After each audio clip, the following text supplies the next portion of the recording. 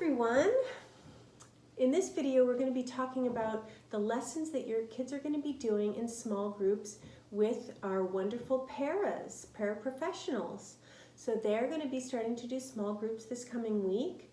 And so I wanted to get you ready for that. And we're going to talk about the different things that you're going to need for those lessons. But first of all, just to introduce you again to Sarah Hernandez, Maurice Milburn, and Daphne Young. They're amazing teachers and they worked with me all last year, and they are just ready to roll, and I think they're going to be a huge asset to your child's program.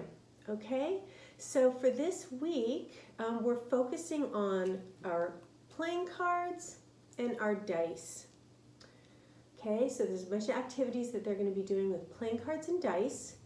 You're also going to be needing your bingo sheet, which is in your white math folder. You're going to need your calculator from your learning kit, and you're going to need your hundreds chart and a dry erase marker. Okay, so that's all the supplies you're going to need for your para sessions. So it keeps it nice and simple. So the first thing you're going to do is you're going to create a bingo chart, a bingo chart, okay? So this is going to be an adding game with your dice. So I just put a bunch of random numbers in here from 2 to 12, and it should look something like that, and you can cut it in half and you can put it in a sheet protector, and then you'll be ready to start. You can use your glass blobs as markers, okay? And so the bingo basically just goes like this, where they roll the dice and they're going to do their addition. Now with the addition, there are two different strategies that they can use. They can use their hundreds chart, and they're practicing looking for the bigger number and counting up. So they're going to have a 4, I have a 4 and a 2.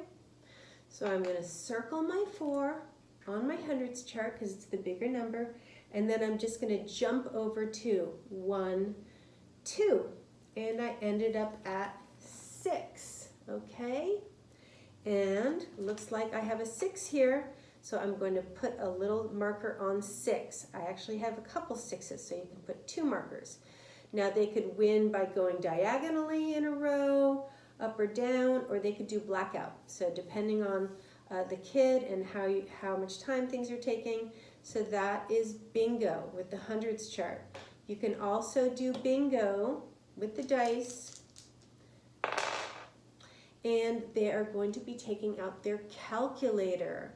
So they're starting to learn how to use this calculator. It's a great life skill, and it's great for fine motor, and they all love using these little calculators. So you'd start by pressing the red button, and it turns on, and they're going to press the numbers. So I have 6 plus 2, 6, plus the big red one there, 2 equals, and I get 8, okay?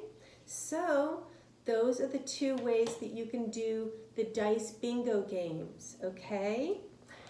And then we have a bunch of different activities with cards. Oh wait, one more little dice activity, which is just great and very simple to start with, is you can play like, you know how you play war with cards and see who gets the most and who gets the least. So basically they're rolling their dice, and we see who in the group has different numbers. I have 6, and so we're going to see who has the highest one and who has the lowest one in the group, and who has the same one in the group. This is just a really good way to warm up and for them to be counting their dots on their dice. So even just greater than, less than with 1 die might be something that you and your paras do, okay? For cards, we have a lot of different activities with cards. One thing that I love to do is just have them spread out their cards, have them have a nice surface like this. And they're going to be mixing their cards. They're using their arms and their hands like this together, and they're mixing their cards, okay? And then what they can be challenged to do also is to mix them separately. What are the hands doing on their own? Okay, this is really good for the left and right hemisphere of the brain, for them to be integrating their movements from the left side to the right side of the body. Just a very basic motor activity. So just mixing the cards up like that in a big pile in front of them. They can sort by color, black and red. They can sort by color, so they can start to see that the cards are either black or red, so they're going to put them in a pile. You've got your black ones. You've got your red ones. Okay, another activity, sorting them by number. So you're not going to worry about the face cards. You're not going to worry about these ones right now. We're just looking at the numbers. So it'll be really good for them to put all the numbers in a pile like this. I've got my 4. I've got my 3s. Here's another 3. Like this. 6s, all the 7s. Okay. And sorting by number. All right. So that's another activity that your kid might do with one of the paras. Okay. And then there's a couple other fine motor activities for them to do.